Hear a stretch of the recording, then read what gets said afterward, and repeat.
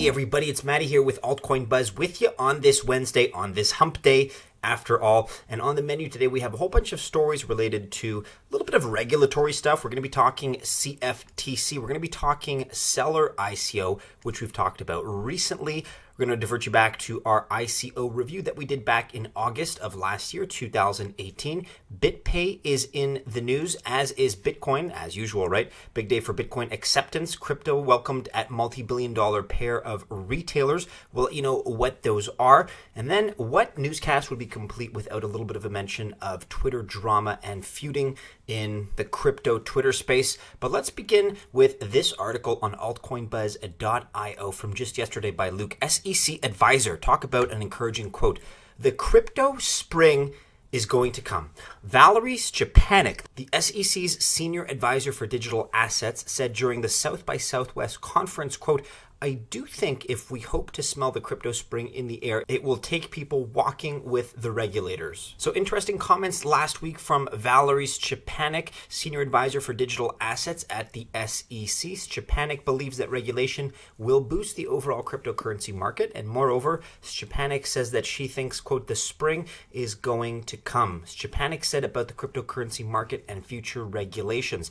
I do think if we hope to smell the crypto spring in the air, it will take people walking with the regulators, but I do think the spring is going to come. I think if you were to propose a new regime of regulations in a precipitous way without really studying it, you might end up steering the technology one way or another. We'd much rather have people come and ask us before they do something rather than coming and asking for forgiveness. There's also been some talk recently about stablecoins being viewed potentially as securities. The SEC has come out and said that there are three different categories of stablecoins, those backed by real assets, gold, silver, real estate, those tied to fiat currency in reserves, and those backed by market financial mechanisms. So some positive news coming out of the SEC. Nothing groundbreaking just yet, but some positive comments are not too bad. I'll take those anytime that they're available. Related to the SEC, we have the CFTC in the news, and this article on Cointelegraph.com, a report from former CFTC chairman calls for advanced crypto regulations. A recent report published for the Brookings Institution is calling for enhanced regulations on crypto. The report was authored by Harvard University fellow Timothy Massad, who served as chairman of the United States Commodity Futures Trading Commission during the administration of President Obama.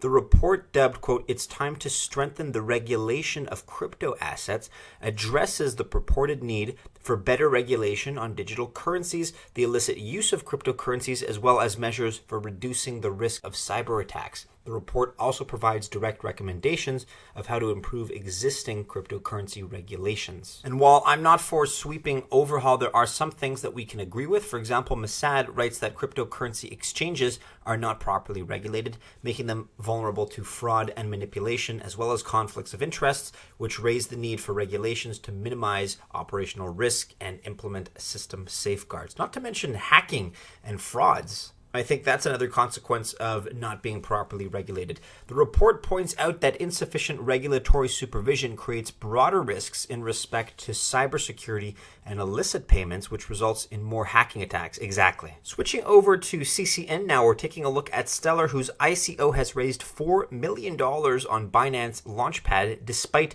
issues in a 17-minute sellout. This article from just yesterday. So check this out. Shangpen Zhao, CZ, has revealed Binance Launchpad experienced its highest demand ever with the Celer Network token sale. Indeed, Celer Network's token sale sold out at 597 or so million Celer CELR tokens in a mere 17 minutes and 35 seconds on the Binance Launchpad, but not without any issues. As a result, Celer Network raised about $4 million in the deal. Celer previously attracted $30 million to its coffers in private fundraising, a Binance spokesperson confirmed to CCN. Celer Network, which is a layer 2 scaling platform for off-chain payment transactions and smart contracts, is one of only a handful of token sales to have been selected for Binance Launchpad so far, all of which have been a resounding success for token issuers in 2019. So what were some of the successes and failures as they related to this procedure? Well, CZ has been transparent about the fact that the company is learning from each of the token sales unfolding on its platform, which is a coveted place for blockchain startups to raise funds these days. He has said that they are making adjustments along the way. Out of 39,000 users who wanted to buy Celer tokens, only slightly more than 3,100 investors were able to do so, as a result of which 35,000 people will be somewhat unhappy, as CZ put it. And he tweeted just that. He said, still had capacity/caching issues with this, quote, upgraded version. We'll keep working on it for a better experience in the future. Statistics, 39,000 people tried to buy, 3,129 people got some. So 35,000 people will be somewhat unhappy. God, I like the way this guy talks. He's just so frank and blunt and, not in a disrespectful way, but he's very sort of square in terms of addressing the problems and the deficiencies as he sees them. That is not the kind of tweet that goes through 10 focus groups before it's released to the public. I like the fact that he is real. Binance Launchpad is exploring taking a different tack the next time around, the transparency of which users should appreciate. Also a tweet here by CZ. We may try a different approach next time, a BNB holding allocation model. Still thinking about it. If you guys want to read more about this Launchpad event as well as Celer Network, check out this article on CCN. You can also take an in-depth review at the Celer Network. This goes back to August of 2018 on altcoinbuzz.io. A big comprehensive review courtesy of the Altcoin Buzz ICO review team. You can take a pretty macro look at what the project is all about and then really narrow in a granular sense into all of the micro details. We talk a lot about all the particularities of this project here and really break down and score the individual components of Celer Network by category with aggregated scoring systems. So if this is something that interests you, if you want to learn more about what they're all about, check out this ICO Altcoin Buzz review that we're going to link to in the description below. In other news now on avnet.com, Avnet now accepts cryptocurrency payments. Do you have cryptocurrency burning a hole in your pocket, possibly? Has a customer paid you in Bitcoin and now you're looking to cash in? Well, you're in luck because Avnet is now an industry leader in an exciting new arena. We're breaking down payment method norms by offering our complete range of solutions and products for sale in cryptocurrency. So by partnering with BitPay, we're supported by the largest cryptocurrency transaction platform in the world. What does that mean for you? Well, simplicity for one and cost efficiency for another. With BitPay helping process purchases made with cryptocurrencies, you can count on real-time conversion rates calculated down to a 15-minute window, a fixed 1% fee, which will look like nothing when compared with traditional intermediaries, and the ease of use you've come to expect with online platforms. More and more companies getting on board, so congratulations to Avnet for taking the plunge. I think this is increasingly going to become something pretty mainstream as far as payment methods go, and eventually it's going to be something demanded by customers. So companies may as well get in on the action early, at least in my opinion. Check out this article, avnet.com, which we'll link to below for more detail. Now here on newsbtc.com, a big day for Bitcoin acceptance. Crypto welcomed at multi-billion-dollar pair of retailers. Two of the latest names on this ever-growing list are the multi-award-winning Swiss online retailer Digitec Galaxis AG and Phoenix-based electronic components supplier Avnet, which we just talked about. Those unimpressed by possible lack of instant recognition of either company can take comfort in the fact that the pair's combined annual revenue last year was over $18.39 billion. Greater acceptance of Bitcoin means greater Bitcoin utility, absolutely.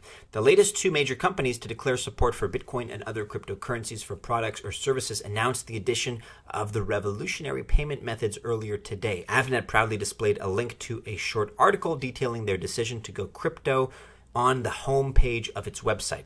As we mentioned, they're going to be using BitPay, and the cryptos accepted will be just Bitcoin and Bitcoin Cash to start.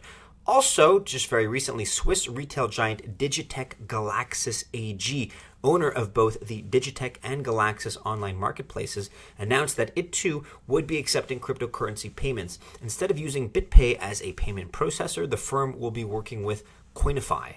I'll be honest with you guys, living in North America, Digitech is not a household name for me. However, I have heard of the company, and I do know that for people in Europe, for people in Switzerland especially, it's huge. So if you're a user of that service, which by all accounts is a very successful one and a very successful organization, I think you can appreciate the fact that this is a major deal. So the expansion of payment methods across the two platforms was announced via Digitech's Twitter account and accompanying media post. So at Digitech DE on the 19th of March. I'm not going to attempt the German here, but you can check that out for yourselves.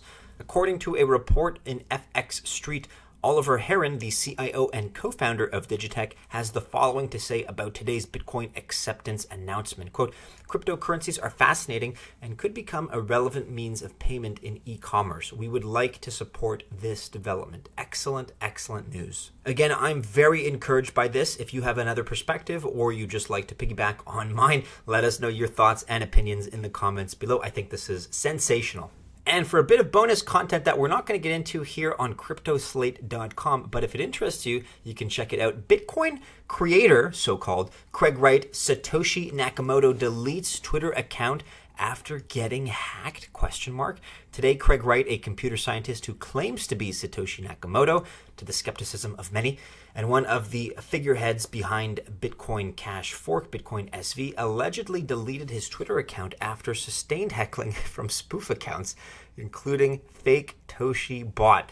If this interests you and you want to get into the melodrama that is crypto Twitter, check out the article in full. We're going to link to it below. But that about wraps it up news-wise for today, everybody. Do be sure you're following us on all the regular social media and keep checking back into our website, altcoinbuzz.io. We continue to give away one Doharis Ser Ether Night Shard every day in March until the 31st of March, as long as you provide us with a great comment below and your wallet address so we can send you the thing. Winners are going to be announced on the 5th of April, so it may as well be you that wins the collectible. If you enjoyed this video, guys, go ahead, like, subscribe, share, hit the bell to receive notifications. All the best of luck on this hump day, guys, if you choose to invest, but enjoy your midweek. And